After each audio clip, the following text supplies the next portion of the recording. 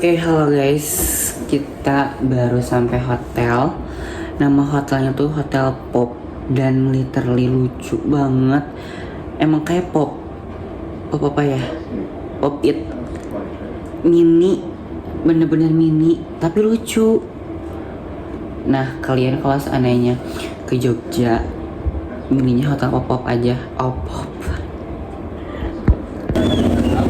Annyeong. Ini sekarang Jalan Malioboro, tapi belum ada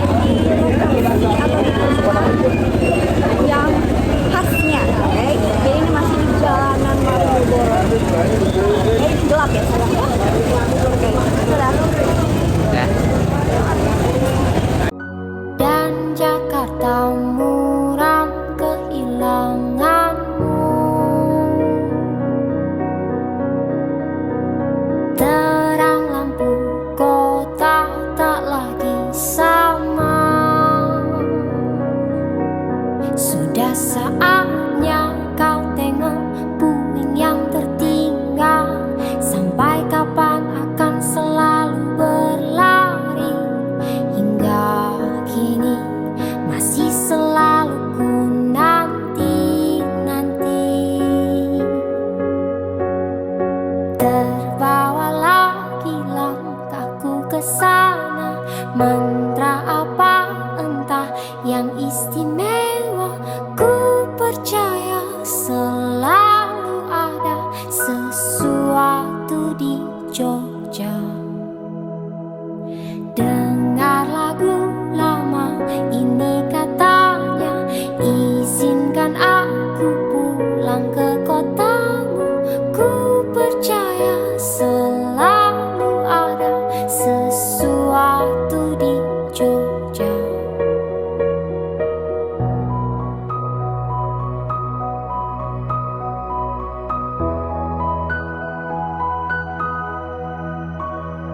Hei manis, bawa aku jalan kaki saja menyusuri kota. Ceritakan semua ceritamu padaku. Ya Jakarta muram kehilanganmu. Bau wangi hujan tak lagi sama. Sudah saatnya kau jemput musik yang tertinggal. Sampai kapan aku kan bernyanyi sendiri? Hingga kini masih selalu ku nanti-nanti.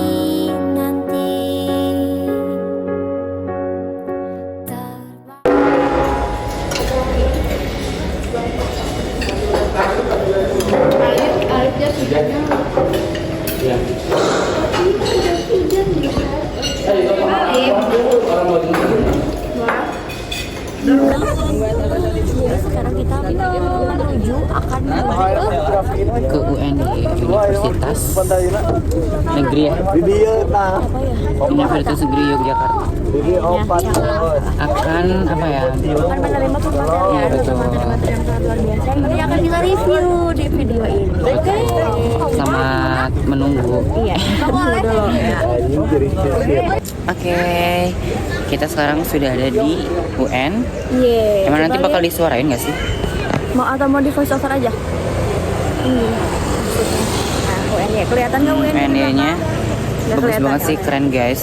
Gede Ini banget. sangat luar biasa. Betul. Ya, masya Allah. Dan Masya Allah, teman-teman kalau ya mungkin kita mah BIMTEK kan, bukan sekedar main dan liburan aja. Jadi banyak juga tempat yang kita datang. Salah satunya ya tadi sudah disebutkan kita akan mendapat materi dan hal-hal yang baik di sini. Semoga nanti bisa kita bagikan dan pasti dibagikan Oke, juga.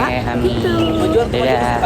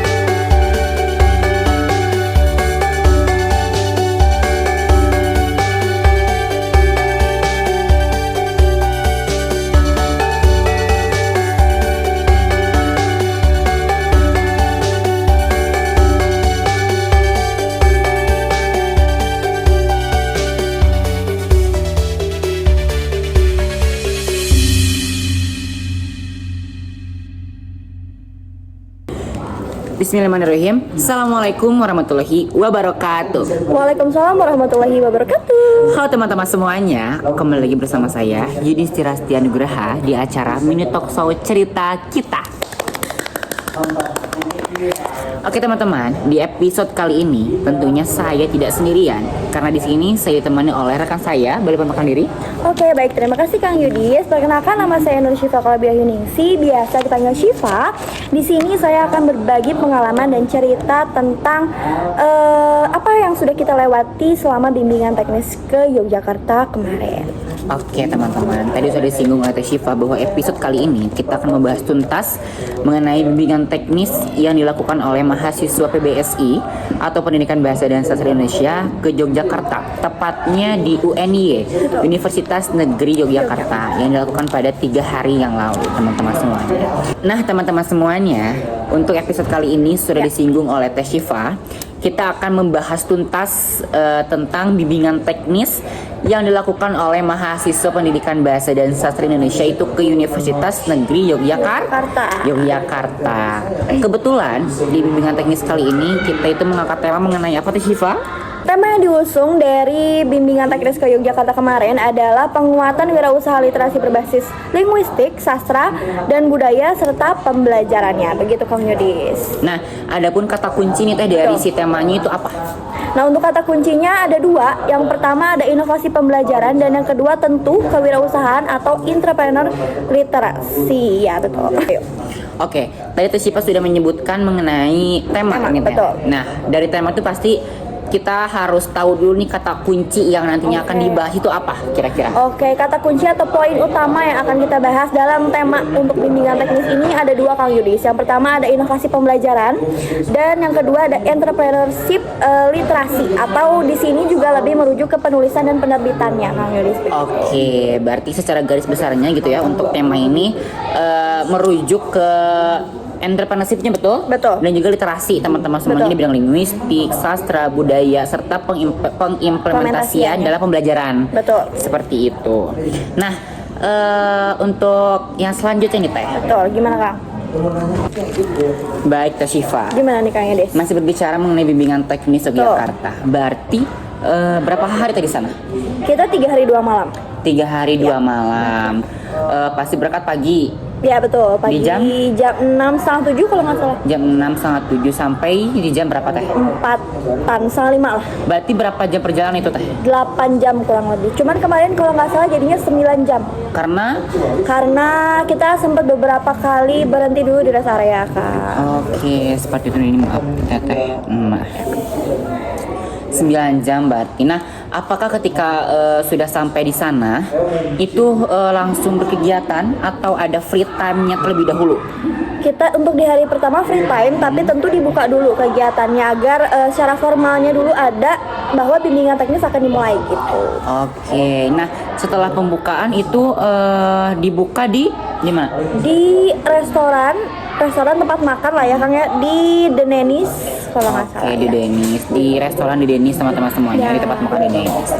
Nah, setelah dari tempat tempat makan, apakah ya maaf ya teman-teman, apakah si tempat makan itu dekat dengan hotel penginapan dan sebagainya? Iya kalau Teh kata aja. Oke Kang. Oke Kang, jadi si tempat makan sama lokasi hotel kita cukup ada menempuh jarak dulu ya, nggak sedekat itu tapi kurang lebih 30 menitan mungkin ada. Barangkali aku salah, boleh di ini lagi sama Kang. Oke, berarti jarak dari tempat makan itu ke hotel. tempat penginapan hotel gitu berarti cukup lama. Iya, cukup lama. Cukup panjang juga berarti ya. Oke, nah setelah sampai hotel pasti bersih-bersih dong. Betul. Pasti bersih-bersih, ganti pakaian dan lain sebagainya. Nah, apakah dari sana langsung berkegiatan di malam hari pasti tentunya? Iya, tidak. Atau memang jalan-jalan saja? Ya, free time Kang kita. Free time. Untuk day one kita free time, setelah pembukaan di Denenis kita free time, sampai hotel kita free time. Belanja di Malioboro, kita berjalan-jalan di Malioboro, menikmati indahnya kota Jogja gitu mungkin Kang. Jalan-jalan di Malioboro pasti pulang-pulangnya bawa bakpia dan lain sebagainya. Betul. Bawa baju-baju batik-batik dan sebagainya. Betul, gantungan Oke. perintilan yang gemoy lucu itu. Iya. Nah, Itu berarti apakah dibatasi sampai jam berapa atau memang sepuasnya atau bagaimana? Untuk kebijakan pasti ada Kang ya. Jam 9 apa jam 10 ya? Jam 10 ya kalau nggak salah. Jam 10, tapi tetap ya namanya kita berbelanja pasti hektik dan terlalu banyak yang cantik di sana, jadinya ya pasti ada saja Ada gitu. saja pasti kemeluaran waktu untuk Iya, betul. kita beristirahat gitu. Betul. Setelah dari free time itu, nah hari kedua nih, berarti di hari Kamis, berarti di hari Kamis itu ada kegiatan apa saja teh? Nah, Kalau untuk boleh tahu. di hari kedua Kang Yudis kita udah mulai nih ke bimbingan teknisnya atau ke acara pokok dari Acara inti. Iya, ke acara inti dari si kegiatan ini gitu. Kita di sana ke UNY, Universitas Negeri Yogyakarta. Di sana kita dapat 2 pemateri teman-teman yang tadi sudah disampaikan juga gitu tentang inovasi dan juga entrepreneurship gitu. Oke, berarti di hari Kamis pagi itu sudah berkegiatan acara Ya. inti, acara Ya. pokok dari bimbingan teknis ini. Betul. Dan tepatnya di UNY, Universitas Negeri Yogyakarta. Betul. Seperti itu. Nah, tadi Teteh Syifa menyebutkan ada 2 pemateri. Betul. Apakah si 2 pemateri ini menjelaskan mengenai ini yang berbeda materinya atau sama, tetapi selaras dengan tema atau bagaimana teh? Oke, untuk keselarasan itu tentu ya. Pemateri pertama itu membahas tentang entrepreneurship-nya Kang, kewirausahaan dari si wirausaha literasinya. Nah, untuk pemateri kedua itu membahas tentang inovasi pembelajarannya. Jadi ini cukup relevan dan selaras dengan kata kunci dari si tema kita gitu. Oke, 2 pemateri. Nah, kalau boleh tahu nih, nama dari kedua pemateri ini siapa teh? Pemateri pertama dulu deh, yang membahas mengenai literasi kewirausahaan berarti Iya, tadi betul. teh. Nah, siapa namanya untuk Untuk pemateri? pemateri pertama ada Dr. Esti Swastika M. Hum. Mohon maaf bila ada salah pembacaan gelarnya. Dengan Ibu Esti, betul, dari dosen UNY. Oh, ini oke. Nah, kita ke pemateri pertama dulu mungkin ya teh. Boleh. Kita akan membahas tuntas nih mengenai di UNY, bimbingan teknisnya, acara intinya, acara pokoknya. Berarti berbentuk workshop, betul? Betul. Seminar atau bagaimana? Bentuknya ya gitu, pemaparan materi Pemaparan materi. pasti, dan juga ada sisi jawabnya sih Kang. Oke, Hal nah, seperti itu. Kita berbicara mengenai workshopnya nih teman-teman semuanya. Pemateri pertama itu membawakan, boleh tuh dilihat di sini. Di sini ada literasi wirausaha dan wirausaha literasi teman-teman semuanya. Yang pematerinya itu adalah Ibu Dr. Esti Swastika M. Hum. Betul. Nah, dari Teteh nih, ketika mendengarkan atau menyimak pembicaraan mengenai si literasi wirausaha ini, apa yang Teteh dapatkan dari si materi ini? Boleh Teteh jelasin? Oke, mungkin izin ya teman-teman, sebelumnya kita punya catatan. Ini Iya. catatan yang sudah kita buat gitu ya, mengenai hari-hari kemarin, pengalaman-pengalaman, cerita-cerita yang kita dapatkan di Yogyakarta. Izin Kang Yudis ya, tentang ini disclaimer dulu sebelumnya, kita berbagi cerita, kita mengupas tuntas yang kita dapatkan saja. Mungkin ada kurang lebihnya boleh ditambahkan mungkin ya Kang ya. Begitu. Jadi untuk pemateri pertama ini punya judul yang menarik sih Kang menurut aku, karena di sini ada 2 kata yang sama tapi hanya Dengan makna yang berbeda. Iya, betul. Literasi wirausaha dan wirausaha literasi itu kan 2 hal yang sama, 2 kata yang sama tapi hanya maknanya juga Iya, berbeda benar, gitu. berbeda. Nah, kalau kita bicara tentang literasi itu pasti literasi itu punya fungsi atau literasi itu fungsional banget gitu. Ke semua aspek itu pasti ada dapat gitu ya. literasinya, betul. Nah, tapi untuk 2 poin utama ini dari literasi wirausaha dan wirausaha literasi ini dia punya makna yang berbeda gitu, dengan teori yang berbeda juga. Nah, terus apa bedanya gitu ya dari si 2 materi ini, dari 2 poin ini gitu. Nah, untuk literasi kewirausahaan mungkin teman-teman di sini yang juga mengampu program studi yang sama pasti udah paham. Literasi kewirausahaan atau literasi wirausaha itu lebih mengacu pada pemahaman dan penguasaan kita sebagai individu terhadap konsep atau prinsip dari kewirausahaan itu sendiri Kang. Jadi kita memahami dari si konsep kewirausahaan itu gitu. Nah, aspek apa saja nih yang ada di dalam literasi kewirausahaan? Dan kemarin dari Ibu Esti itu beliau menyampaikan ada 5 prinsip. aspek. Ya, 5 aspek. Kang. Aspek. 5 aspek Iya, yang aspek. dijelaskan. Yang pertama ada prinsip, betul tadi yang sudah disebutkan sama Kang Yudis. Yang kedua ada urgensi, yang ketiga ada unsur-unsur, yang keempatnya ada langkah-langkah dalam penerapan teorinya, dan juga ada implementasi dalam ranah kita di program studi pendidikan bahasa dan sastra Indonesia gitu Kang. Oke, berarti ada 5 aspek Betul. yang ada di literasi kewirausahaan. Yang Betul. pertama itu ada prinsip, yang kedua ada urgensi, Ya. yang ketiga ada unsur-unsurnya, dan yang keempat ada langkah-langkah, dan yang terakhir itu ada pengimplementasian dalam si pembelajarannya, Betul. khusus di prodi PBSI Pendidikan Betul. Bahasa dan Sastra Indonesia. Betul. Karena tidak dapat kita pungkiri, mohon maaf teman-teman, dapat kita pungkiri bahwa PBSI atau Pendidikan Bahasa dan Sastra Indonesia itu berkaitan erat dengan literasi. Betul, sangat Sangat berkaitan erat, dan sesuai dengan visi atau misi yang ada di program studi pendidikan bahasa dan sastra Indonesia pun di KIP Siliwangi itu ada entrepreneurship-nya. Betul. Nah, ini berarti keselarasan Betul. yang harus prodi PBSI capai untuk mahasiswanya dan juga dosen dan sebagainya, seperti itu. Betul Teh? Betul. Iya. Nah, boleh nih dijelaskan secara mungkin bisa singkat atau secara Jelas mungkin ya. Yang pertama itu ada prinsip-prinsip nih. Nah, oke, kita masuk nih Kang ke prinsip dari literasi literasi kewirausahaan, mohon maaf. Nah, prinsipnya di teori ini gitu ya, prinsip yang yang ada di teori ini adalah yang pertama kita harus memahami dan membangun dulu bisnis. Jadi kita harus tahu dulu bisnis itu apa dan mau dibangun seperti apa gitu. Yang selanjutnya keterampilan mengelola sumber daya. Kalau kita sudah bisa mengelola bisnis, sumber dayanya mau bagaimana gitu. Di situ juga dipelajari dan dipahami gitu ya. Menciptakan inovasi dan kreasi untuk meningkatkan daya saing usaha, tentu dong Kang, karena pasti nggak hanya kita saja yang berwirausaha, tapi yang lain pun sama gitu. Jadi bagaimana cara kita untuk bertahan dengan usaha kita masing-masing gitu. Selanjutnya ada pertumbuhan ekonomi, mohon maaf. Dan seperti yang kita tahu, namanya wirausaha, entrepreneurship tidak jauh dengan pertumbuhan ekonomi begitu Kang. Untuk prinsip. Siap. Yang pertama berarti prinsip langkah awal ketika teman-teman akan berwirausaha. Literasi nih teman-teman semuanya berarti harus tahu dulu, paham dulu apa itu prinsipnya. Iya, betul. Cara kita membangun dan juga memahami bisnis yang kita akan lakukan, Betul. yang akan kita capai. Kita harus paham dulu begitu Syah ya. Betul. Lalu yang selanjutnya ada keterampilan mengelola sumber daya. Betul. Setelah kita memahami apa itu bisnis dan sebagainya, Ya. kita lanjutkan nih langkah yang kedua, yaitu adalah memahami mengenai sumber daya Iya. manusia, betul ya Iya. di sini gitu. Apakah target pasarnya seperti apa, Iya, sasarannya betul. ke siapa, dan Betul. lain sebagainya gitu. Lalu kita menciptakan inovasi. Tentunya ketika kita menjadi seorang entrepreneurship wirausahawan, kita harus mempunyai inovasi yang sangat luas tentunya. Jadi tidak hanya itu saja dan monoton teman-teman semuanya. Iya, betul. Mungkinnya seperti itu. Iya. Nah, yang selanjutnya ada urgensi nih. Betul. Urgensi itu maksudnya seperti apa di sini? Jadi mungkin urgensi ini tuh adalah hal-hal yang nantinya akan menjadi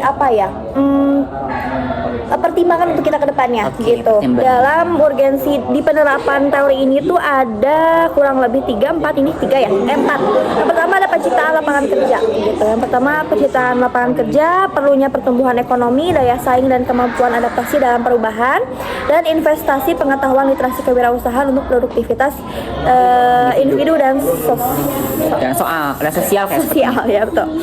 Nah, jadi yang saya pahami mungkin ya Kang Yudis, dari sini kita akan dari literasi kewirausahaan ini kita akan membuka dan akan memberikan lapangan kerja, betul ya. Saat kita tadi di dalam keterampilan mengelola sumber daya. Sumber daya di sini tadi sudah kalian disebutkan juga sumber daya manusia. Dan di sini penciptaan lapangan kerja tuh terjadi Kang. Oke. Gitu. Jadi urgensi-urgensi apa yang nantinya akan jadi pertimbangan, baik itu hal yang negatif atau yang positifnya gitu. Kembali nih selanjutnya ada perlunya pertumbuhan ekonomi, dan ini tuh menjadi pertimbangan tadi saat daya saing banyak, dan pasti pertumbuhan ekonomi pun akan dilihat naik atau turunnya gitu. Daya saing, kembali lagi daya saing di sini dibarengi dengan kemampuan adaptasi dalam perubahan. Tidak hanya daya saing aja, tapi kita harus siap dengan perubahan yang ada. Apalagi di era kita ini bergabungnya dengan digital, Kang. Iya, Digital. betul. Jadi literasi digital juga kita harus sangat menguasai itu. Tidak menguasai, tapi kita jangan sampai kalah dengan digital itu. Gitu. Setidaknya kita bisa paham dulu deh mengenai si Betul. era digital ini gitu, karena kita juga tidak bisa menutup mata bahwa di Betul. era zaman sekarang itu sudah zamannya teknologi, Betul. sudah canggih, Iya. dan kita sebagai seorang wirausahawan, sebagai seorang entrepreneurship tidak bisa berdiam diri. Betul. dengan Tidak itu. bisa menjalankan si wirausaha ini dengan teknik-teknik kuno. Betul. Gitu. Jadi harus dibarengi dengan era digital. Betul. Begitu. Selanjutnya investasi pengetahuan literasi kewirausahaan untuk produktivitas. Nah ini investasi pengetahuan kita dengan literasi kewirausahaan ini yang menjadi investasi awal kita supaya nanti bisa produktif Kang. Kita sebagai individu entrepreneurnya atau sebagai kelompok dalam kelompok wirausahaan gitu kan. Misalkan saya punya usaha. Nah, saya sebagai diri saya individu dan sebagai sesama pemilik atau dari ya seperti itu mungkin Kang. Siap Teh Syifa. Nah, itu adalah yang kedua setelah dari prinsip-prinsip pada urgensi berarti ya. Berarti kita juga harus memahami urgensinya terlebih dahulu nih sebelum kita melangkah lebih maju untuk bisa menciptakan wirausaha atau entrepreneurship teman-teman semuanya seperti itu. Tadi juga mungkin cukup jelas yang dijelaskan oleh Teh Syifa mengenai urgensi ini karena itu sudah panjang lebar, sudah bisa meluas. Tapi teman-teman ketika teman-teman tidak puas dengan jawaban Teh Syifa, boleh nanti kita bertemu lagi di episode sebelumnya selanjutnya gitu untuk menjelaskan lebih detail lagi seperti itu. Nah, yang ketiga nih setelah tadi kita memahami prinsip urgensi, nah yang ketiga adalah unsur-unsur Teh Syifa. Apa yang Teh Syifa pahami mengenai unsur-unsur ini di dalam materi yang sudah disampaikan oleh Ibu Dr. Esti Swastika M. Pun ini? Oke, dari unsur-unsur yang ada dalam teori ini itu ada 5 ya. Ya, 5. Yang pertama pola pikir dan manajemen. Pola pikir menurut saya ini masuk ke dalam si pengelolaan sumber daya. Karena dari 5 aspek ini tentu tidak jauh Kang, jadi saling melengkapi, saling berkesinambungan gitu ya. Pola pikir dan manajemen, tentu yang di manage itu kan adalah orang atau baik itu SDM-nya atau si bisnisnya gitu ya. Dan pola pikirnya ini baik dari segi individu pemiliknya, seorang entrepreneurnya atau bisnisnya juga gitu. Peluangnya, nah tentu ini peluang akan seperti tadi sudah sebutkan pasarnya mau di mana, pasarnya mau siapa dan mau bagaimana gitu. Nah di sini coba dilihat peluangnya dengan kondisi kita balik lagi ke era digital, bagaimana peluang yang sangat besar loh era digital itu ya. Tapi bagaimana cara kita menggunakannya dengan baik atau bijak atau tentu malah sebaliknya gitu. Selanjutnya ada perencanaan, tentu teman-teman sebelum kalian membuat bisnis pasti ada rencana dulu kan. Nah silahkan untuk dimatangkan dulu semuanya, gunakan peluangnya. Lalu nah, di sini kita dibarengi dengan literasi finansial dan juga literasi digital. Teman-teman, selain teman-teman memahami literasi wirausaha, teman-teman juga harus tahu tentang literasi finansial dan literasi digital. Tadi sudah dibahas literasi digital itu seperti apa urgensinya ya Kang ya.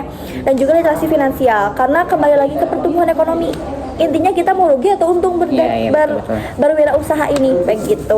Tidak di situ, tapi simpelnya kalian bisa lagi mengorek lebih dalam tentang literasi digital dan literasi finansial gitu. Oke.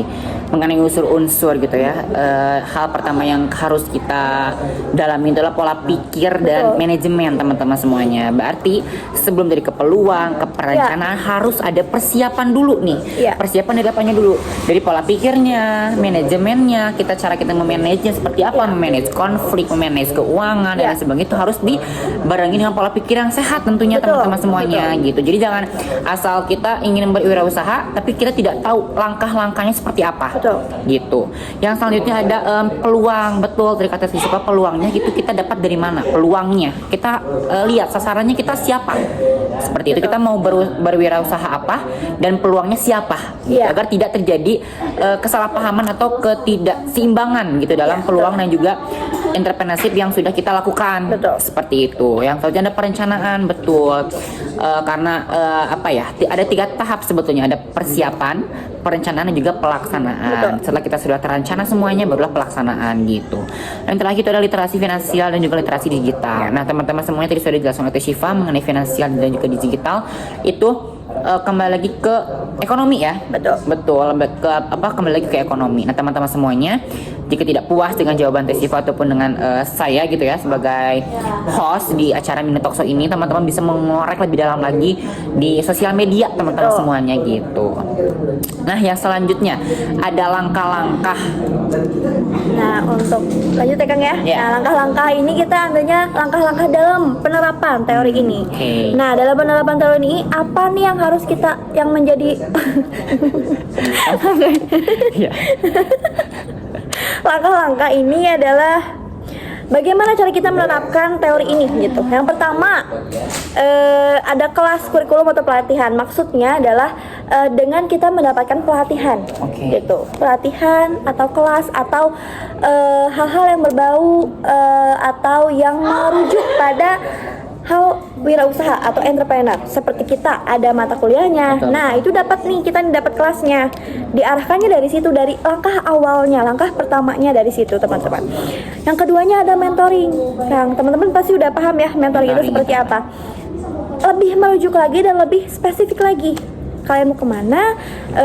Kalian akan seperti apa? Ada mentornya, kalian juga harus siap dimentorkan, dimentoring begitu, teman-teman. Betul. Ya, betul. Magang, setelah kalian dapat mentoring, dapat pengalaman dari mentor kalian dan juga diarahkan oleh mentor kalian, kerjakan, diimplementasikan dia di magang ini gitu sebelum kalian membuka usaha yang lebih besar lagi gitu.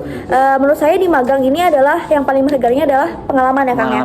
Pengalaman itu adalah kunci yang paling utama dari semuanya menurut saya gitu.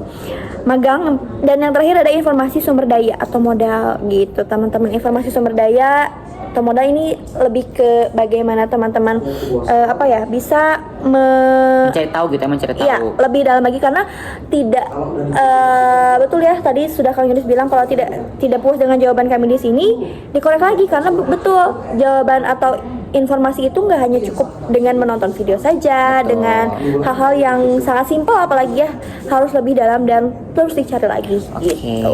Nah, tentunya nih dari si literasi kewirausahaan ini ada yang aspek terakhir, berarti aspek yang kelima. Ya, betul. Itu pasti tidak jauh dari implementasinya nih. Betul. Implementasi entrepreneurship-nya dalam pembelajaran teh pastinya. Betul. Dalam pembelajaran di pendidikan bahasa dan sastra Indonesia. Ya, itu betul. seperti apa teh implementasinya? Oke, baik Kang. Jadi untuk implementasi nantinya seperti apa sih literasi kewirausahaan ini masuk ke dalam pembelajaran mungkin ya. Iya, betul. Nah, yang pertama harus ada integritas dari si kurikulumnya. Mau seperti apa kejelasannya? Seperti tadi kita sudah jelas, ada kelasnya, ada dosennya, ada hal apa saja yang kita pelajari gitu. Selanjutnya di kewirausahaan ini kan tentu yang akan kita jadikan nanti menjadi produk atau jasa nantinya. Dan produk atau jasa ini kita bisa buat dengan berbasis project Kang. Ya, karena jasa itu kan jasa dan produk itu tidak hanya langsung hadir tapi ada prosesnya dulu. Nah, prosesnya itu diprojectkan gitu. Selanjutnya menghasilkan produk bahasa dan sastra, tadi sudah dijelaskan ya, produk bahasa dan sastra. Tentu produk dari si literasi wirausaha ini kan yang kita usung adalah literasinya ya Kang ya. Jadi harus ada harus mengenai tidak jauh dari bahasa dan sastranya gitu teman-teman. Kolaborasi dengan dunia industri, kembali lagi namanya entrepreneurship, namanya seorang entrepreneur tidak jauh dari industri Kang, betul. Dan kerja sama program dan produk itu udah pasti ya, program yang kita canangkan apa dan produknya mau bagaimana gitu.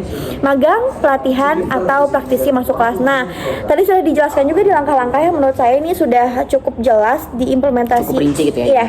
Jadi sudah lebih merujuk lagi gitu.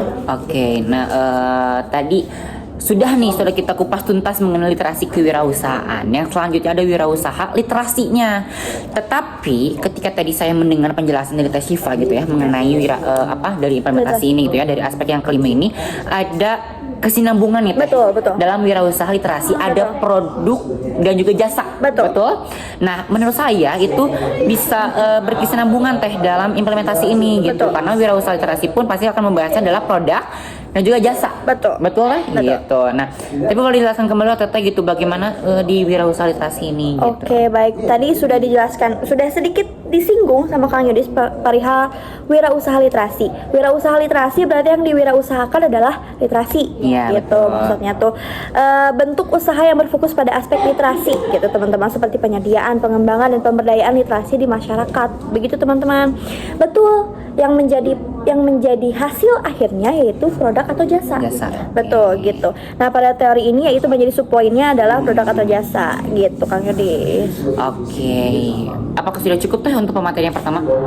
Mungkin sedikit dijelaskan ya untuk produk itu lebih ke misalkan teman-teman membuat buku, penerbitan.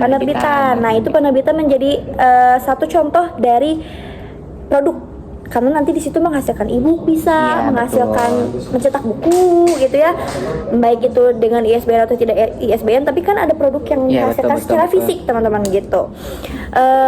Untuk e-book pun tidak fisik tapi bentuknya ada, ini e-booknya ada gitu. Dan untuk jasa contohnya seperti pelatihan penyuntingan itu juga masuk teman-teman, karena ada hal yang kita Lakukan gitu Iya, maksudnya. betul. Jasa kan. Iya, Kan atau bentuk- layanan mungkin lah ya Iya. kan, seperti Ya, itu. sudah tidak asing kan teman-teman ketika mendengar kata jasa atau produk seperti itu. Betul. Nah, yang selanjutnya nih, setelah tadi kita berbicara mengenai literasi wirausaha, Ya. wirausaha ataupun literasi, Ya. di pemateri kedua ini itu ada siapa nih Teh untuk nama dan materinya apa? Pematerinya, oke, pematerinya ada Bapak Kastam Syamsi. Mohon maaf bila ada salah penyebutan gitu ya. Untuk materinya, judulnya adalah literasi dasar, membaca dan menulis, bagaimana mengerjakannya.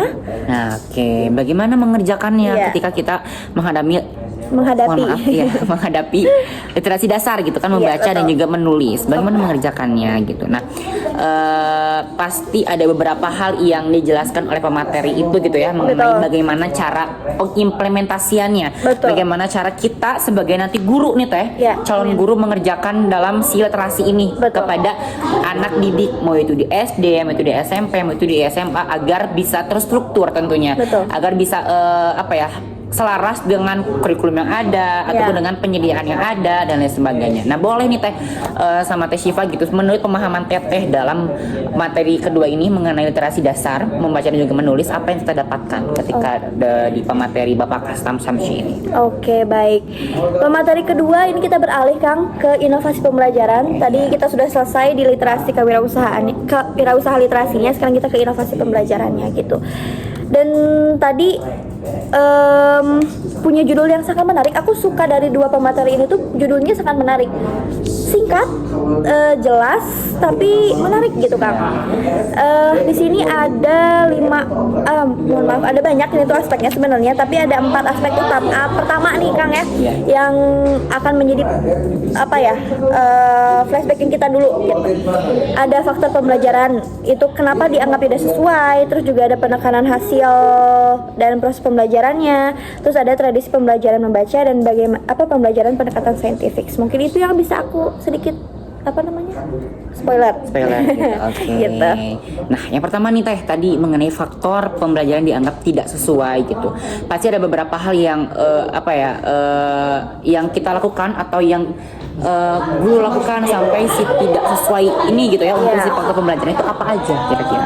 Oke, faktor pembelajaran yang dianggap tidak sesuai menurut kemarin pemateri kita yang luar biasa itu ada 4. Yang pertama, lebih berfokus pada teori. Jadi guru itu hanya berfokus pada teori, menyampaikan materi gitu, tapi melupakan praktiknya, Sehingga bosan gitu, sehingga jenuh untuk si anak didik tersebut gitu. Yang kedua, strategi pembelajarannya yang monoton Kang.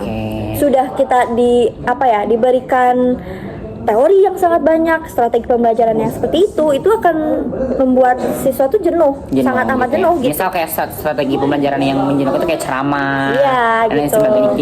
Tidak ada implementasi yang bisa menggerakkan pemikiran ataupun fisik dan lain sebagainya gitu. Karena kan untuk di era digital ini, di era digitalisasi ini gitu ya, pasti anak-anak tuh butuh ice breaking gitu ya, dan lain sebagainya. Jadi bagaimana caranya guru itu bisa bisa ini berkomunikasi dua arah, tidak hanya guru saja yang berbicara. Gitu. Selanjutnya apa Teh? Yang selanjutnya ada evaluasi mementingkan aspek kognitif. Itu tadi mungkin kognitif itu lebih yang tadi disebutkan Kang Yunus ya. Pengetahuan betul ya, betul. Dan yang terakhir ada bahan pembelajaran cenderung artifisial atau tidak alami. Dan buatan gitu ya. Jadi tidak natural jatuhnya.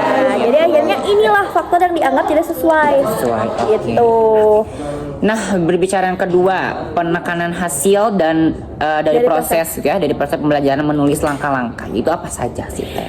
Nah, di sini tuh penekanan hasil, jadi gini, guru itu meminta siswa untuk langsung ke hasil tanpa adanya proses pembelajaran menulis langkah. Gitu.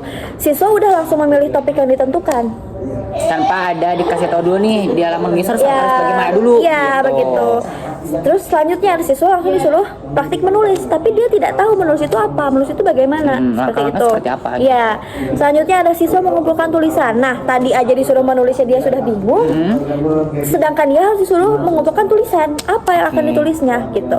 Dan di sini terakhir ada guru menilai tulisan siswa, membuat siswa jenuh dan tidak tahu proses menulis. Jadi saat guru menilai tulisan siswa, siswa diam, Kang. Ya, saat guru buku dikumpulkan. Iya. Nih, guru menulis menilai, sedangkan siswa dan murid itu siswa atau murid itu bagaimana? Akhirnya kan jenuh nih, dan mereka tidak tahu betul atau tidaknya tulisan mereka itu bagaimana, proses mereka itu betul atau tidak gitu kan. Nah, di sini penekanan dari hasilnya.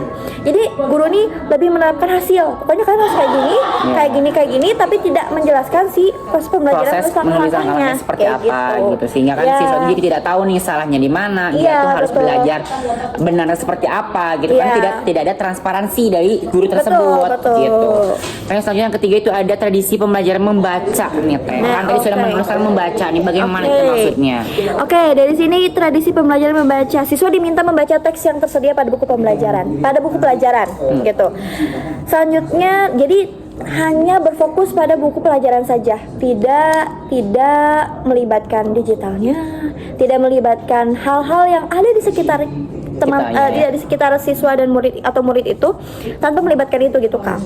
Nah, selanjutnya ada guru menjelaskan kata-kata yang sulit, yang tidak dapat dipahami mungkin ya dengan siswa gitu. Dijelaskan memang sama guru, tapi kan ada hal yang bisa dijelaskan lebih mudah dan lebih sederhana lagi gitu. Guru menjelaskan struktur teks, siswa menjawab pertanyaan, dan siswa membuat ringkasan teks. Nah, ini tradisi pembelajaran seperti itu. Jadi siswa diminta belajar siswa diminta membaca teks.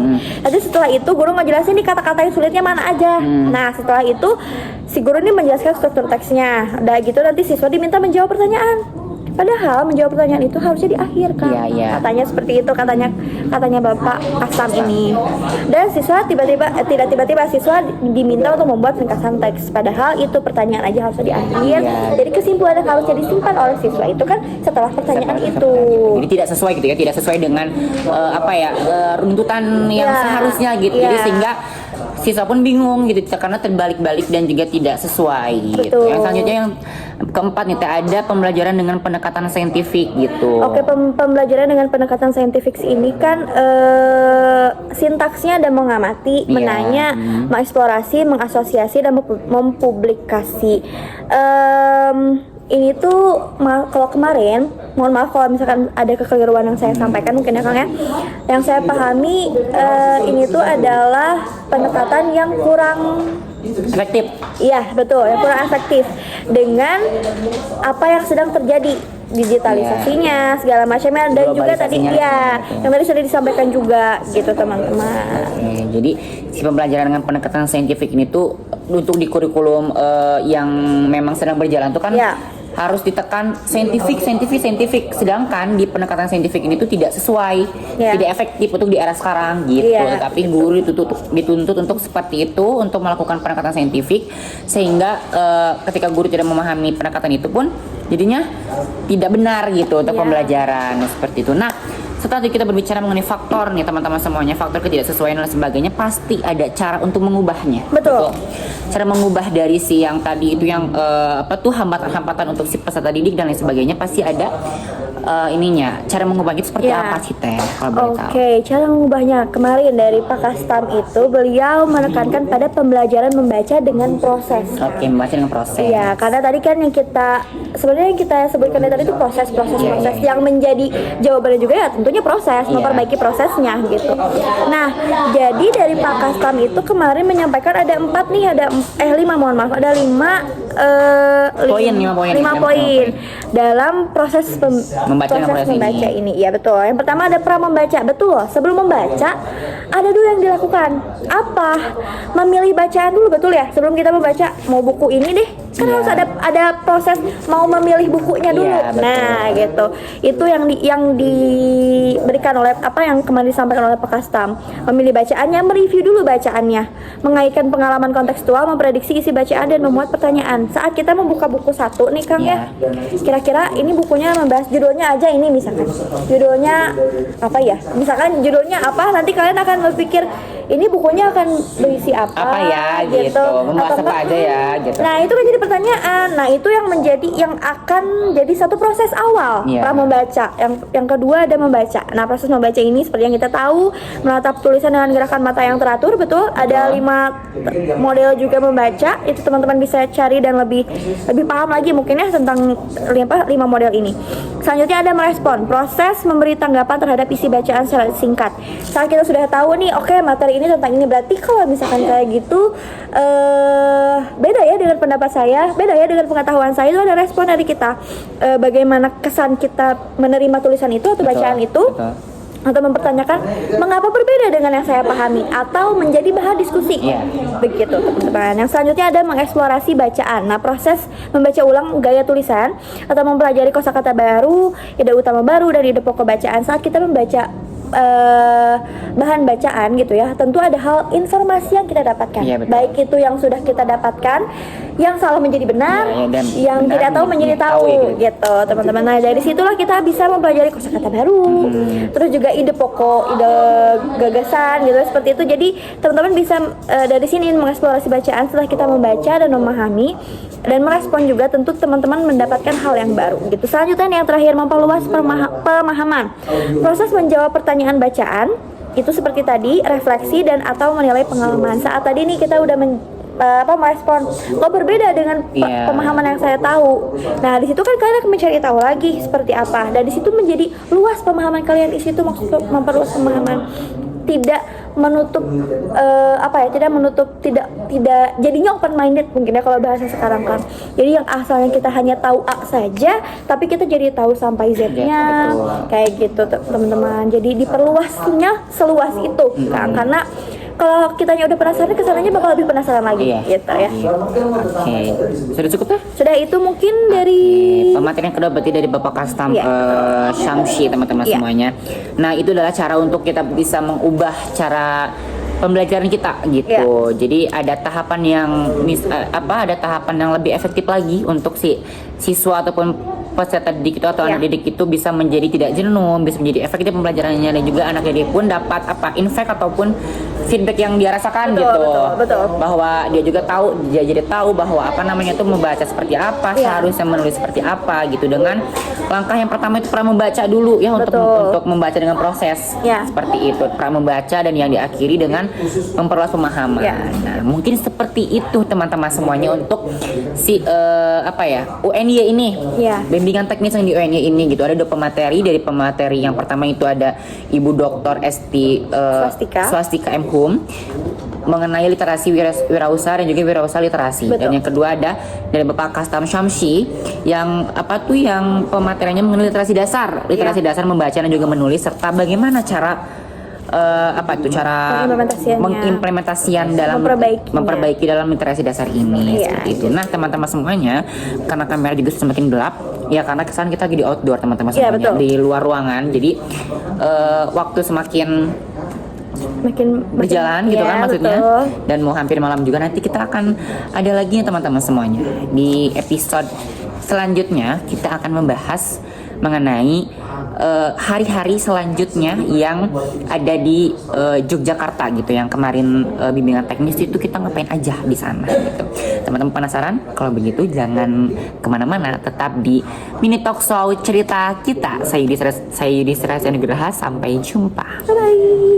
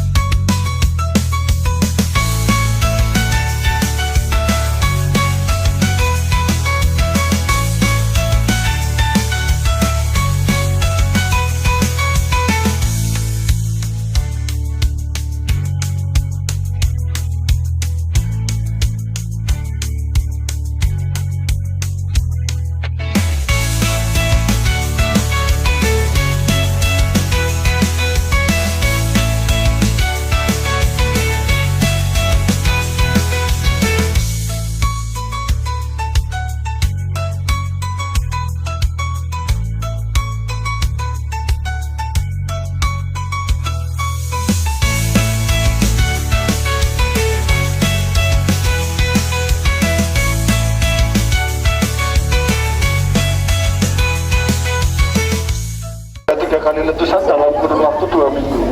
Nah, yang pertama ya itu erupsi tanggal 26 Oktober 2010. Nah, itu merupakan erupsi besar pertama di tahun 2010. Itu yang menelan korban meninggal dan 39 orang yang meninggal.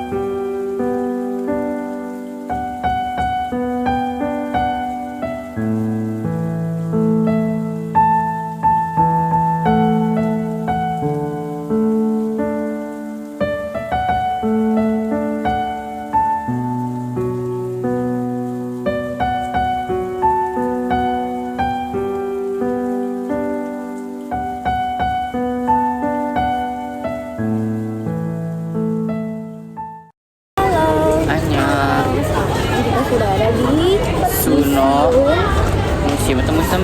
Museum Oh, museum Suno Budoyo. Suno Budoyo Apa yang akan kita dapatkan hari ini? adalah mengenai Apa? yaitu Suno Budoyo. Tentang budaya berarti Iya. kan ya? Nah, kita coba lihat budaya apa yang kita dapatkan di museum. Oke, nanti kita bagikan ke kalian. Oke. Bye bye. Gitu.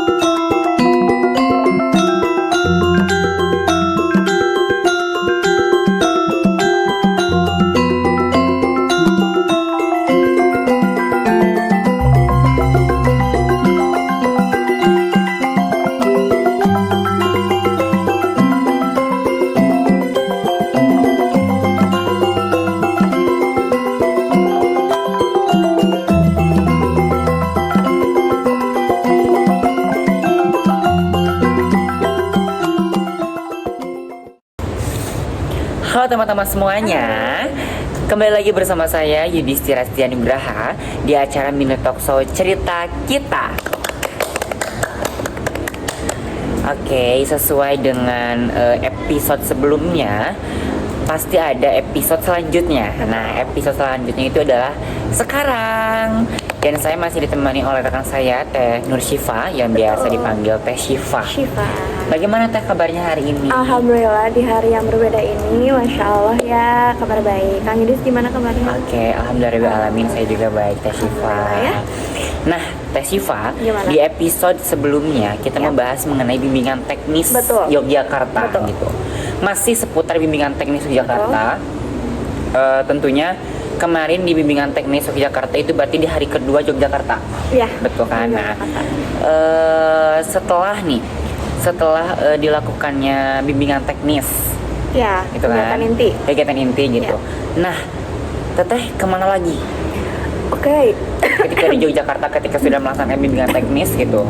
Oke, setelah kita bimbingan teknis acara inti kemarin Kang Yudis, kita ke Lavatur Merapi. Lavatur Iya, Merapi. betul. Kalau nggak salah Lavatur Merapi itu yang apa tuh yang Naik pakai jeep. mobil gede-gede gitu ya? Apa naik tuh namanya? Jeep. ya. Jeep. Oh. Jadi kita ke sana bareng tuh ya, kita semuanya ke sana dan di sana kita pakai jeep ke sebenarnya untuk Lavaturnya mah dekat ya sama si posisi si kita transitnya gitu, tapi kita ngelewatin dulu nih Kang ke namanya Mini Museum Sisa Hartaku. Mini Museum Sisa Hartaku. Jadi sebelum kan biasanya kalau Lavatur ada basah-basahan tuh kan kalau Iya, Lavatur. iya. Nah, berarti sebelum basah-basahan tuh Teteh ke museum dulu. Iya, ke Mini Museum. Ke Mini Museum apa tuh itu Sisa Hartaku. Sisa Hartaku. Mini Museum Sisa Hartaku. Kalau nggak salah tuh Mini Museum Sisa Hartaku tuh yang apa tuh? Apa? Yang terjadinya Merapi ya kalau nggak Betul, salah. betul. Jadi di sana itu kebetulan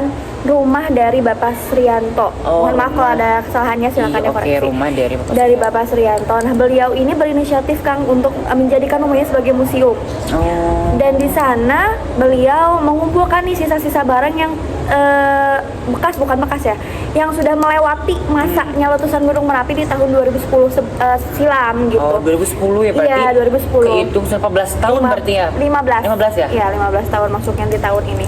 Di sana Bapak Srianto mengumpulkan nih sisa-sisa barang, sisa-sisa harta yang dimilikinya yang melewati masa-masa itu di sana dijadikan museum sebagai pengingat untuk kita gitu. Bapak siapa tadi? Bapak Srianto. Bapak Srianto. Tapi Bapak Srianto ini mohon maaf apakah masih ada?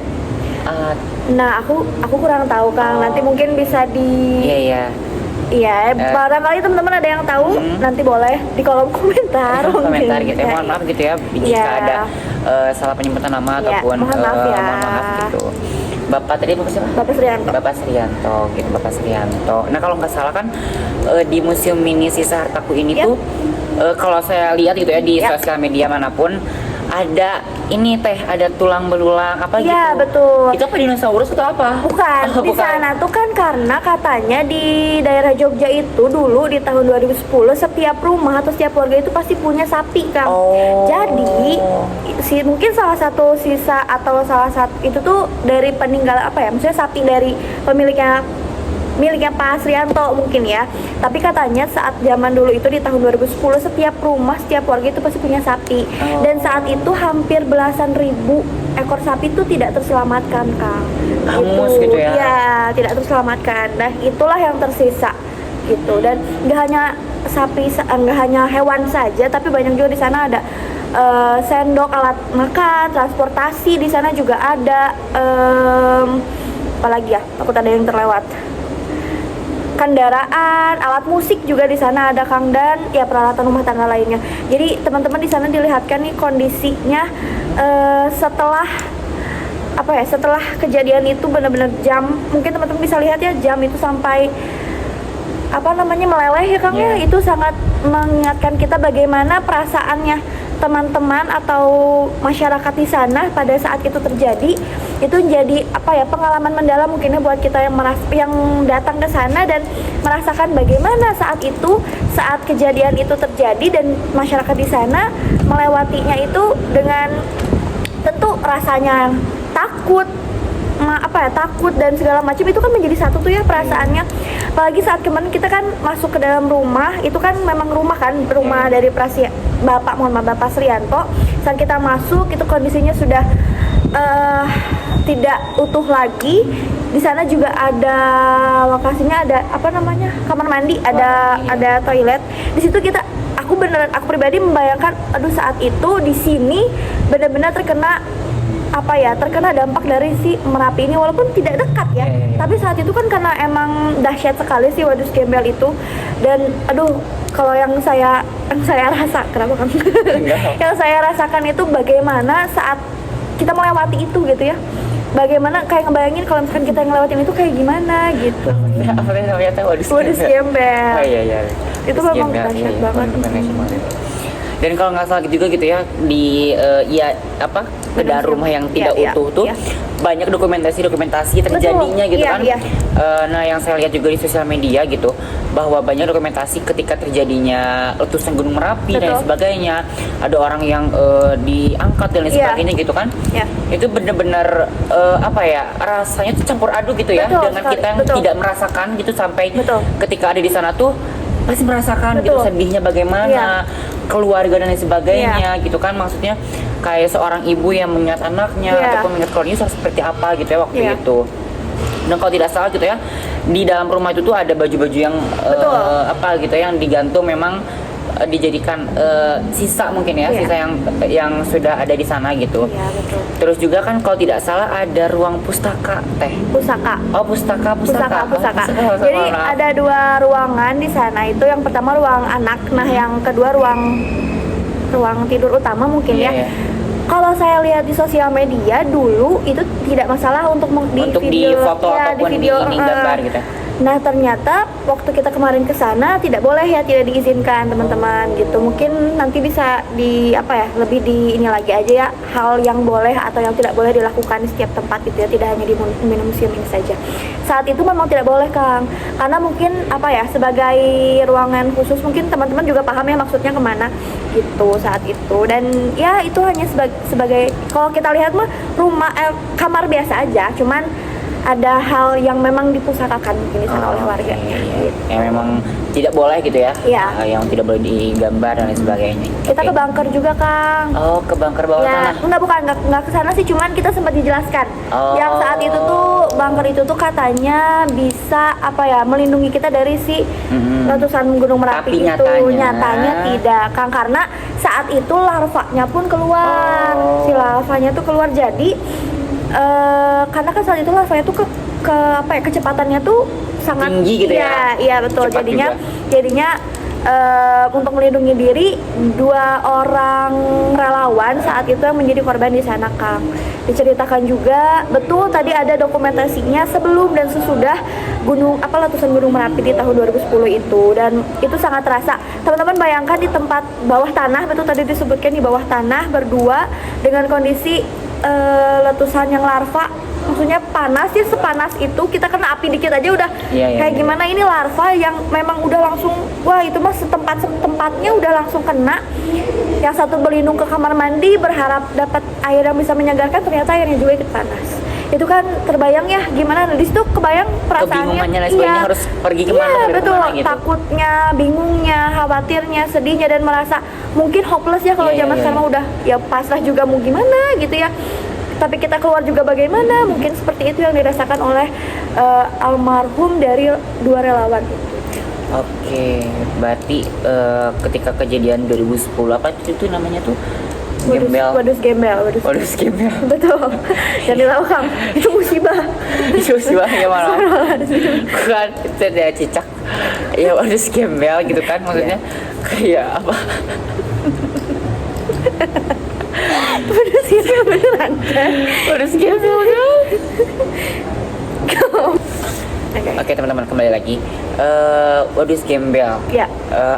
Maksudnya sampai bunker aja gitu ya, yang memang sudah terverifikasi untuk bisa melindungi Ya. gitu, tidak bisa melindungi Ya. sampai benar-benar setinggi itu larvanya, sedahsyat itu kejadiannya. Betul, gitu lah teman-teman semuanya. Ini tuh adalah sejarah bagi teman-teman semuanya untuk bisa tahu Ya. bahwa di Yogyakarta itu pernah terjadinya musibah yang sangat hebat teman-teman biasa. semuanya gitu, sampai korban jiwa di mana-mana, hewan pun sampai menjadi korban gitu teman-teman semuanya. Nah, terlepas nih dari mini museum Sisa Hartaku. Iya. Dari situ kita kemana lagi nih? Nah, dari situ kita ke ada namanya namanya batu alien, Kang. Batu alien. Betul. Apakah batu seperti alien atau seperti Iya apa, betul, Teh? bisa dibilang batunya itu mirip alien. Mengapa akhirnya disebut batu alien? Karena mungkin teman-teman nanti ada videonya kan, ada fotonya. Ada sih kayaknya nanti. Oh, nanti mungkin kalau ada bisa ditampilkan Iya, ya sama iya. Kang Idis. Jadi di situ tuh bentuk si batunya tuh mirip seperti alien memang. Tapi apakah Teteh tahu bentuk muka alien seperti apa atau gimana? Atau UFO atau emang Alien. alien? Alien. Emang alien seperti apa gitu Teh kalau tahu boleh tahu? Kan tidak ada keterangan dan verifikasi ya Oh, iya, alien iya, seperti iya. apa. Cuman yang kita tahu bentuk alien itu ada ya kan, Oh, yang kita iya, tahu iya. kan seperti yang ada di otak kalian aja mungkin ya si iya, aliennya oke, oke, itu. Kayak gini lah mukanya tuh. Kayak Apa gitu. ya? Saya dong. Iya dong, kamu kan ini ganteng. Oh, iya. Iya, masya Allah. Mungkin teman-teman bisa lihat dan di situ tuh ada ya keterangannya tuh apa ya? Kalau anak-anak, bukan anak sekarang. Selain dari kenapa disebut alien karena mirip alien gitu ya si batunya itu, tapi sebenarnya kalau dalam bahasa Jawa si batunya itu disebutnya tuh batu alian atau batu alihan. Oh. Karena batu ini tuh adalah apa namanya? Bentar ya, takut salah. Material vulkanik Kang yang keluar saat gunung letusan Merapi itu itu. ya, karena dahsyat banget, loncat langsung. Ngacleng gitu ya, Iya, iya, ngacleng. loncat. Jadi langsung lah memuntahkan itu. Jadi yang dari Gunung Merapi itu, dari si lokasinya di Gunung Merapi ya, dari si material vulkanik, setelah letusan itu pindah, maksudnya tuh ya Iya, termuntahkan iya, akhirnya ya. termuntahkan. Jadinya akhirnya si batu itu ada di kawasan Kaligendol, Sleman gitu. Kaligendol, Sleman. Iya, di Kaligendol. Kali kendor. Iya, di Sleman. Di Sleman. Nah, Teteh mendapatkan informasi apa saja tuh dari situ? Dari si batu alien ini? Itu aja. Oh itu aja. Oh iya. Oke, ini berarti setelah dari UNY itu, setelah di bimbingan teknis kan pasti Betul. refreshing tuh kan? Betul, have fun-nya ada, Have-fun-nya Kang. ada gitu, Betul. berarti di langsung ke mini museum Sis Hartaku dan Betul. juga batu alien. Betul. Nah setelah dari kedua museum ini ternyata sedikit typo teman-teman. Dari dua tempat. Dari dua tempat mini Iya. museum ini tuh langsung kemana lagi Teh? Apakah biasanya kan kalau seandainya tur-tur kayak gitu tuh suka langsung ke tempat oleh-oleh Teh biasanya? Betul. Apa Teh Kita juga kan- langsung ke tempat oleh-oleh? Aku beli oleh-olehnya di hari pertama, Kang. Hari pertama Iya. pas ke Maliworo itu pas Betul, malam-malam. kita beli oleh-oleh di sana aku. Nah, hari keduanya memang tuh setelah dari mana tadi, dari Batu Batu Alien. Alien kita nggak pindah, kita langsung menuju lokasi. ke iya betul, ke lokasi Bapia Patok 25 gitu kalau nggak Babi salah. patok, berarti 25. babinya patok gitu. Oh, enggak. Itu nama brand ya. Nama brandnya. Tolong Bapia ditandain. Patok 25. Bapia Patok 25 apa Bapia 25 Patok? Bapia patok 25 kalau nggak salah Teh. Iya, Pak. Dan kalau saya juga pernah merasakan tuh Bapia saya juga pernah merasakan gitu Bapia patok 25 itu tuh Emang enak. Iya, emang. Apalagi kalau yang keringnya tuh kayak Iya. benar keringnya gitu Dan teman-teman. saat itu kita ke sana tuh benar-benar ke tempat apa sih namanya, Kang? Yang apa namanya? Bukan industri, apa sih namanya? Oh, tempat pembuatannya. Ya, tempat pembuatannya langsung. Jadi kita ngeliat tuh cara bagaimana mereka ya, untuk mereka mengemas. membuatnya. Ya, betul-betul, dan masih anget teman-teman. Itu benar sih, kotak-kotaknya tuh masih anget. Jadi ini kalau dibawa Tuh, pulang kan. udah nggak anget. Iya, jadi kayak Iya. saya pengen lagi Bapia patok deh. Iya, dia yang beli, aku enggak. Oh, Teteh kalau saya. Iya. Oke. Oke, itu. Oh, sama kita makan, Kang. Oh, makan ya, Aku makan. nggak tahu setelah makan kita ke Bapia. Aku nggak tahu sebelum. Kayaknya dari Bapia dulu deh. Oh, berarti Kayaknya. makan terakhir. Makan terakhir. Udah Ya. makan tuh kayaknya langsung istirahat gak sih? Iya, langsung habis itu setelah 2 kegiatan itu langsunglah ke Langsung ke hotel. Betul. Ke hotel lagi, ke hotel Pop It gitu, Pop Pop. S. Iya, Pop ya. Pop aja. Ya kan kalau apa tuh kalau Terngiangnya mendengar ya, kalau terngiang kayak sekarang. Pop itu kayak ingat Flashback. si Rozi gitu kayak Pop It, Pop S gitu. Siapa tuh dia? Oh. Sama Popo gitu. Oh ya Allah. Iya. Oke, kita lanjut ya. Oke. Nah, banyak ya kesenangan-kesenangan yang Betul. dilakukan di Yogyakarta gitu ya. Fun sekali. Materinya ada yang Betul. didapat, pendidikan dan sebagainya itu ada juga gitu kan, dengan selaras dengan prodi kita. Iya. Ada have-fun-nya juga Betul. gitu kan, ke museum mana tuh Sisa Hartaku dan juga Batu Alien Iya. gitu tentunya. Ya memang kedua mini museum ini tuh kenapa di museum kan pasti ada sejarah Betul. tersendirinya gitu ya, sejarah yang memang harus kita tahu teman-teman Betul. semuanya. Dan gitu. mengingatkan kita mungkin ya, Kang, bencana itu akan datang kapan saja Iya. gitu. Jadi alam itu pasti akan menampakkan dirinya kapanpun, dan jangan lupa siap siaga aja. Iya, siap siaga aja gitu Apalagi kan. untuk daerah-daerah tertentu ya Kang. Ya memang Seperti- dekat dengan iya, memang dengan apa tuh namanya yang iya yang kayak kan daerah kalau yang rawan mungkin ya. daerah yang Apalagi- rawan, betul. Apalagi yang sudah ada peringatan-peringatan iya, tuh atau pernah peringatan. terjadi gitu Iya. kan, takutnya terjadi lagi gitu. Ya, Jadi kita sebagai kesiapsiagaan teman-teman harus diperhatikan. kita sebagai manusia gitu kan, ya memang ya istilahnya kasarnya menumpang gitu di alam Iya, ini gitu betul. ya, bagaimana caranya kita Baik dengan baik alam dengan juga. alam juga gitu. Oke nih Teh, Gimana? berarti 2 hari tuh Teh di Jogja. Nah setelah itu pas istirahat, langsung istirahat di hari ketiganya. Betul, Hari, hari ketiga. terakhir nih berarti. Yes. Di hari terakhir tuh Teteh melakukan apa saja? Teman-teman Teteh gitu. Oke, jadi di hari terakhir kita ke Museum Sono Budoyo. Sono Budoyo, Ya, aku tebak nih Museum Sono Budoyo ini pasti tentang kesenian-kesenian gitu, tentang Betul, budaya. betul. Karena Iya. sudah jelas ya namanya aja. Sono tuh seni Budoyo. kayaknya. Sono itu artinya tempat kan. Oh, tempat. Sono itu tempat dan Budoyo itu Budaya, Nah, gitu. jadi Museum Sono Budoyo ini adalah tempat melestarikannya budaya-budaya. Budaya, oke. Tentunya khas Yogyakarta. Begitu. Nah, Kang. kira-kira nih Teh di Museum Sono Sono Budoyo Budoyo, ini ya. tuh ada apa saja? Tapi ya terlintas dari pikiran saya gitu kan, dengan si Museum Sono Budoyo ini tuh adalah tempat yang memang sangat luar biasa gitu. Betul. Kayak pasti banyak wayang-wayangnya Ya. atau banyak patung-patungnya dan lain Betul. sebagainya gitu. Boleh dijelaskan? Nah, Kang, ini fun fact yang bukan fun fact, ya fun fact lah ya, bisa dibilang lokasi dari Museum Sono Budoyo ini tuh berada di dekat Keraton Yogyakarta, Kang. Jadi untuk apa ya, dari si lokasi Museum Sono Budoyo ini izin saya mencontek Iya, iya, iya. tulisan.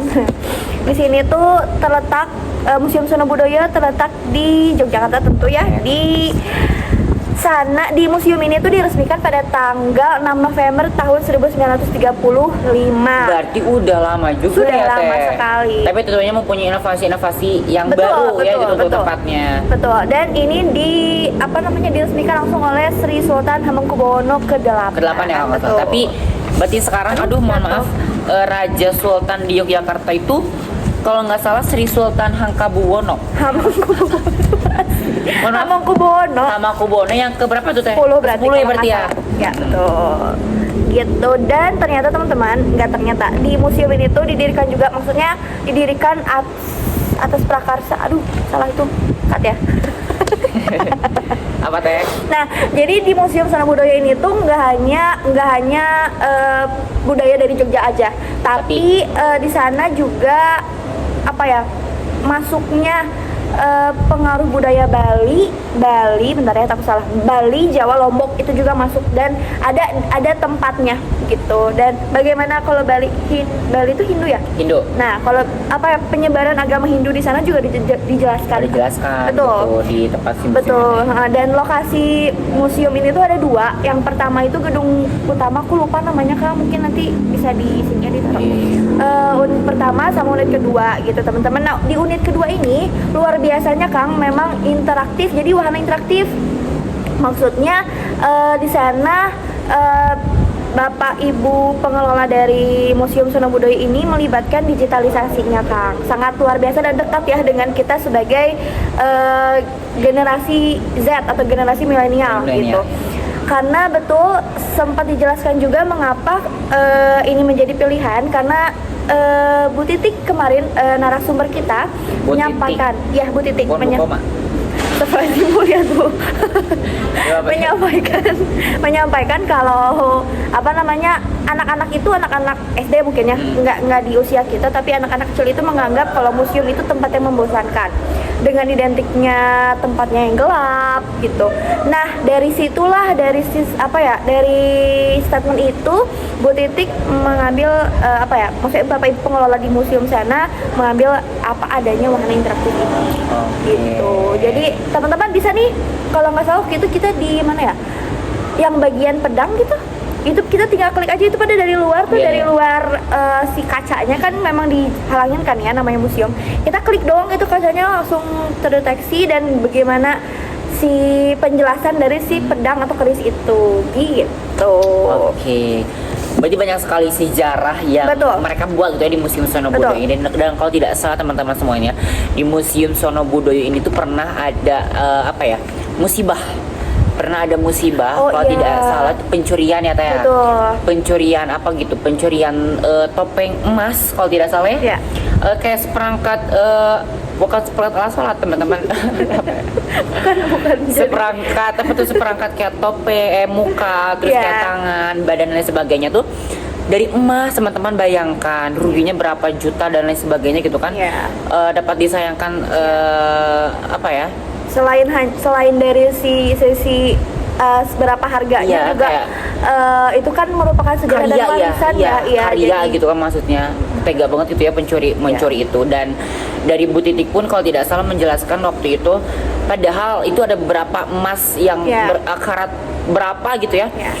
Dan berkilo-kilogram, tapi kenapa yang diambilnya itu si topengnya saja, teman-teman bayangkan, si bentuk kepalanya saja itu dari emas loh. Tapi kayaknya memang wah itu masya Allah Iya. sekali gitu ya kalau Pasti seandainya ada hal yang menarik Iya, gitu hal yang menarik. Karena memang semuanya menarik. Mungkin beliau yang ngambil ini tuh nggak tahan sama hal itu, Iya, jadi ya gitu, diambil lah diambil. gitu. Tapi ya, kita lihat. Dan kalau tidak salah juga nih Teh ya, yang saya lihat di sosial media gitu, atau yang mungkin nanti ya saya kesana pun gitu kan, saya sudah tahu nih dari Teteh di Museum Sono Budoyo itu ada apa saja. Dan kalau tidak salah di Museum Sono Budoyo itu ada perpustakaan yang memang mempunyai buku-buku menceritakan tentang sejarah-sejarah yang lalu, sejarah aku Baca nggak apa ingat katanya? ya. Aku nggak ingat ya perpustakaan itu. ada Teh perpustakaan yang memang menceritakan tentang sejarah kayak kerja Rodi itu sebetulnya seperti apa gitu kejadian Oh, sebenarnya tuh. Nah kalau ya. tidak salah pun orang-orang Belanda pun menulis itu, ditulis Oh iya kejadian-kejadian dan sebagainya iya. gitu. Itu memang ada, ya betul. Tapi Iya. aku nggak ingat. Cuman memang aku pernah mendengar juga sebenarnya kebenaran dan kejelasan dari si kerja Rodi itu Rodi. seperti apa gitu. Dan sebenarnya tanam paksa segala macam tuh Iya. kita tuh digaji kan. Iya. Cuman memang dari awalnya mungkin sudah ada apa ya namanya? Statement yang memang Iya, bagaimana gitu iya, maksudnya. jadinya hal yang tidak kita pelajari di sejarah di pelajaran sejarah selama kita belajar di sekolah itu tidak semuanya betul, tapi juga tidak salah gitu ya. Tapi memang ada hal yang belum terceritakan saja Iya, ada yang mungkin ya, belum gitu. yang terlihat gitu. Nah bagi Betul. teman-teman semuanya memang gemar membaca, gemar berliterasi dengan Ya. hebat gitu kan, seorang kutu buku dan lain sebagainya, Ya. bisa teman-teman berkunjung ke Yogyakarta dan ke Museum Sono Budoyo untuk bisa apa ya, ke perpustakaannya teman-teman semua. Dan kalau tidak salah nih, kita kembali lagi ke musibah yang pencurian itu. Dengan adanya musibah itu, dan sekarang tuh unit kedua kalau tidak salah tuh, atau Hana Brata atau apa gitu ya, nama tepatnya tuh. Dan itu benar-benar dijaga seketat-ketatnya teman-teman semuanya. Pasti harus ya. Kayak kita tuh harus memberikan identitas, Betul. kartu pelajar dan lain sebagainya. Itu benar-benar ketat teman-teman semuanya, agar tidak terulang kembali tentunya, Betul. mengevaluasi hal-hal yang tidak Diinginkan. yang tidak diinginkan gitu. Karena kemarin kita datang kan sebagai rombongan ya, Iya. jadi apa namanya memang sudah terverifikasi amannya. Kalau kami mungkin dari teman-teman yang datang pribadi itu akan ada aturan atau rules-nya tersendiri Ya, mungkin aturan ya, tambahan nanti, gitu maksudnya. Oke, berarti dari setelah Museum Sono Budoyo itu kan hari terakhir. Betul. Nah, sudah beres berarti tuh si Randon kemana-mananya dari Yogyakarta itu Teh. Betul. Setelah dari Museum Sono Budoyo itu kemana lagi Teh? Tapi sebelumnya Kang ada yang ingin aku sampaikan juga Boleh, nih, boleh, dari Teh, boleh, perihal boleh. si di Sono Budoyo itu nggak hanya penyebaran agama, Iya, penyebaran budaya gitu ya. Di sana juga artefak sejarah betul ya tadi. Kerisnya juga ada, senjata tradisionalnya juga ada, wayang dan topeng betul tadi yang jadi apa namanya patung-patung, Iya, iya, iya. patung-patung apa namanya yang nari bedoyo itu teman-teman bisa dilihat juga. Itu tari bedoyo kalau nggak salah diciptakan langsung oleh Sri Sultan, aku lupa yang keberapa, mohon ada koreksinya aja gitu ya. Itu ada patung dan di situ ada juga penari utamanya mungkin ya di situnya. Nanti mungkin teman-teman yang penasaran langsung aja ke Museum Sono Budoyo, dan di sana juga ada tekstil dan batiknya. Dan yang aku dapatkan juga informasinya Kang, batik itu untuk di Jogja enggak hanya semata-mata sebagai kain saja Kang, tapi juga ada makna tersendiri. Katanya saat kita lahir kita dibarengi dengan batik, sampai kita kembali ke yang mempunyai kita gitu ya juga dibarengi dengan batik. Jadi punya apa ya namanya, aku lupa. Bukan makna. Iya, bisa dibilang makna lah ya. Punya maknanya tersendiri setiap batik itu. Dan di batik di Jogja itu tidak tidak sesederhana kita saja gitu, tidak sesederhana kita memaknai itu. Iya, oke, paham, Jadi paham. dalam sekali yang aku dapatkan informasinya. Dalam ya, dalam. Gitu. Apa lagi kira-kira itu ya? Bentar ya, takutnya ada yang salah. Dan wayang juga, wayang itu kemarin aku lihat wayang-wayangnya bukan hanya wayang goleknya, wayang kulitnya, tapi juga ada wayang-wayang yang bersinggungan dengan agama. Ada wayang Joseph. Oke. Kemarin aku melihat Wayang Asep? Joseph. Oh, Joseph. Ya, wayang Joseph. Kalau kita lihat dari, kalau nggak salah ya dari buku, entahlah mungkin dari kitab, saya tidak tahu. Tapi kalau misalkan kita tarik ke agama kita, Joseph itu maksudnya tuh ke Nabi Yusuf, Kang. Nabi Yusuf. Iya, betul. Apa ini? Ya. Apalagi nih kira-kira? Iya gitu sih, jadi nggak hanya budaya Jogja aja ya, tapi juga budaya-budaya yang pernah terlibat di dalam Jogja ini juga disampaikan dan dikemas dengan baik. Di sana juga Kang ada pertunjukan wayang. Pertunjukan wayang. Betul. Seru banget tuh pertunjukan wayang. Pasti seru banget. Pengen nonton, cuman kemarin kita tidak jodoh mungkin ya dengan pertunjukan itu, karena saat kita datang bukan jadwalnya teman-teman. Mungkin teman-teman bisa nanti lihat jadwalnya juga biar kalian menonton gitu. Di sana juga ada bukan pertunjukan, pameran temporer atau pameran yang dilaksanakannya sekali. Maksudnya kan kalau memang museum kan memang banyak tuh, memang ada yang dipamerkan, tapi selain itu, selain hanya yang ada di museumnya saja, ada juga pameran temporernya teman-teman. Dan itu mungkin kalian bisa update sendiri, update langsung di sosial medianya Museum Sona Budaya begitu Kang. Oke, dan kalau tidak salah gitu kan mengenai tadi wayang, betul, ada apa gitu, wayang manusia tuh apa? Nah betul, pertunjukan wayang manusia maksudnya yang di drama, bukan yang didramakan mungkin ya, pertunjukan langsung oleh manusia, oleh kita langsung gitu, kan, gitu, oleh tapi manusia langsung. si manusia ini tuh kalau tidak salah memakai topeng Betul, gitu, dan jadi, itu tuh ya. Iya, boleh lanjutkan. Iya, dan itu tuh benar-benar dari awal main sampai selesai itu pakai topeng. Si pemerannya itu yang setahu saya, topeng itu kan digigit ya, posisinya tuh digigit, dan itu kebayang nggak sih capeknya, ngapnya. Mungkin juga kan tarian atau gerakan dari si dari budaya Jogja itu kan biasanya lebih lembut dan lentur ya, dan yang biasa kita tahu kayak slow gitu. Nah iya, bayangkan kalian harus menyeimbangkan itu semua dengan nafas gitu. Kebayang mungkin ya sama Kang Yudis juga, kayak aduh ngebayangin digigit saya ngebayangin kita pakai topeng aja udah ngap, apalagi sambil melakukan pertunjukan, aduh masya Allah. Dan Kang, aku lupa, untungnya teringat ya, di Museum Sona Budaya itu juga mereka melakukan pelatihan gamelan. Pelatihan gamelan di sana. Aku lupa jadwalnya, tapi yang pasti mereka melakukan pelatihan. Jadi museum ini tidak hanya bisa dinikmati saja pamerannya, dinikmati saja pertunjukannya, tapi teman-teman juga bisa merasakan ikut andil bagaimana museum ini tuh sangat amat mengajak kita juga untuk berada di dalamnya gitu. Iya, oke. Dan kalau tidak salah Siva juga ini seorang penari teman-teman. Gitu, iya. Kang ini juga ya kan penari. Bedanya kan kalau itu di Jakarta, ini Jawa Barat, teman-teman. Sebenarnya bertepat di mana? Di Dago. Bukan. Oh, di Budi. Suka jadi saya. Dan Kang Yudi juga teman-teman, mungkin teman-teman yang ya gitu. Oh iya. Oke, teman-teman semuanya. Satu lagi Kang, fun fact-nya, narasumber kita kemarin di Museum Sona Budaya itu namanya Bu Titik. Aku lupa Bu Titik siapa ya. Cuman beliau itu dulunya abdi dalam di keraton.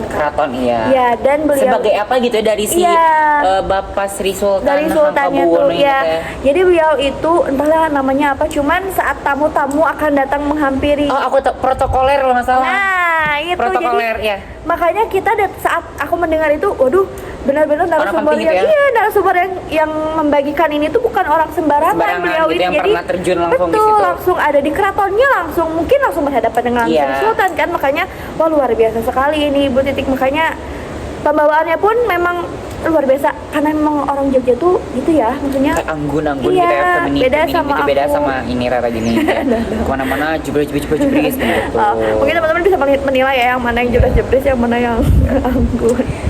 Gitu. Apalagi nih Teh, informasi apa lagi yang terdapat di Museum Sona Budaya? Nah mungkin itu sih Kang, terakhir itu yang oke, begitu. Titik. Nah, terima kasih gitu ya untuk Ibu Titik yang sudah berkenan memberikan workshop kecil-kecilan mungkin ya Iya. kemarin pas di Tapi, Museum itu Sono luar Budoyo itu luar biasa biasa sekali. sekali. Kita bisa tahu sejarah-sejarah di Museum Sono Budoyo itu seperti Iya, apa. Dari zaman pembangunannya sampai inovasi-inovasi terbaru dan lain Iya. sebagainya itu kita tahu gitu Betul. oleh Ibu Titik. Terima kasih Ibu Titik. Oke, nanti kita ketawain nanti Ibu Titik marah. Nah, oke teman-teman semuanya. Kenapa teh? Oke teh, hebat teh. Apa yang tipis? Teh bisa anu teh ini belum ditutup teh. Nanti aku masukin aja ya teh. Ya sok aja kamu yang dimarahin. Dah. Oke teman-teman semuanya, berakhirnya cerita Teh Syifa dari Museum Sono Budoyo, berakhirnya pula episode kita kali ini mengenai bimbingan teknis Yogyakarta oleh mahasiswa pendidikan bahasa dan sastra Indonesia IKIP Siliwang. Nih, oke teman-teman semuanya, terima kasih banyak Ya. yang sudah menonton di episode pertama, di episode acara Mini Talkshow cerita kita, dan Ya. episode kali ini tidak kalah seru dengan Betul. episode yang pertama teman-teman semuanya, karena episode kali ini full dengan membahas museum teman-teman Betul. semuanya. Yang pertama ada museum ini isi Hartaku, Iya. museum Batu Alien, dan terakhir ada museum Sono Budoyo. Betul. Dan teman-teman semuanya tidak hanya dari video kita saja, teman-teman bisa mencari lagi Iya, betul. sejarah-sejarah dari museum-museum yang sudah kita berikan Iya, oleh teman-teman betul. semuanya. Nah, terima kasih banyak teman-teman semuanya. Ya. Terima kasih juga Teh Syifa yang sudah Sama-sama, berkenan untuk terima menjadi kasih narasumber juga. di acara Mini Talkshow cerita kita ini. Makasih juga Kak Yadi. Jangan kapok-kapok Teh Syifa ya untuk bisa menjadi Iya. narasumber di acara Mini Talkshow Undang cerita lagi kita ini. aja. Kita undang lagi aja Iya, ya. insyaallah. Oke, teman-teman semua terima kasih banyak. Saya Yudhistira Nugraha. Mohon maaf bila ada salah kata atau tutur kata, tingkah perilaku yang kurang berkenan di hati teman-teman semuanya. Dan mohon maaf bila ada penyampaian yang kurang jelas dan kurang rinci gitu ya. Untuk Ibu Titi, terima kasih banyak. Mohon maaf bila ada salah penyampaian dari saya khususnya ataupun dari Teh Syifa gitu. Kesalahan-kesalahan nama dan lain sebagainya mohon dimaafkan, karena mungkin kami juga baru tahu gitu ya Teh. Iya. Kita juga baru tahu gitu ya Teh. Kenapa ke situ? Iya. Maaf gitu ya Teh, Bu Titi. Mohon maaf gitu untuk Gak bisa gue ya Allah. Iya. ya Teh, iya. Mungkin gitu saja teman-teman semuanya. Ya. Jangan lupa nanti kita akan kembali lagi di episode acara Mini Talkshow cerita kita yang selanjutnya dengan narasumber yang berbeda dan Oke. perbahasan yang berbeda. Oke. Saya Yudhistira Nugraha dan juga narasumber saya Syifa. pamit undur diri. Wassalamualaikum warahmatullahi wabarakatuh. Dadah.